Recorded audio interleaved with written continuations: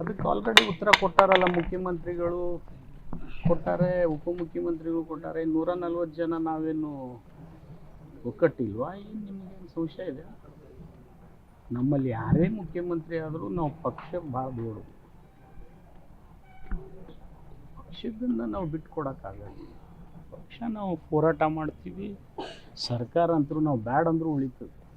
ಇವ್ರಿಗೆ ಆತುರತೆ ಇದೆ ಲಘು ಗಾದಿ ಮೇಲೆ ಹೋಗ್ಬೇಕಲ್ಲ. ಭಾಳ ಚಲೋ ಆಯ್ತು. ದೇವ್ರು ಒಳ್ಳೆ ಬುದ್ಧಿ ಕೊಡಲಿ. ಅವರಿಬ್ಬರು ಕೂಡ ಆದಷ್ಟು ಲಘುನೇ ನಿಮಗೇನು ಯಾರು ಕೊಡ್ತಾ ಇದ್ದಾರೆ ಇದನ್ನು ಬಂದ್ ಮಾಡಲಿ.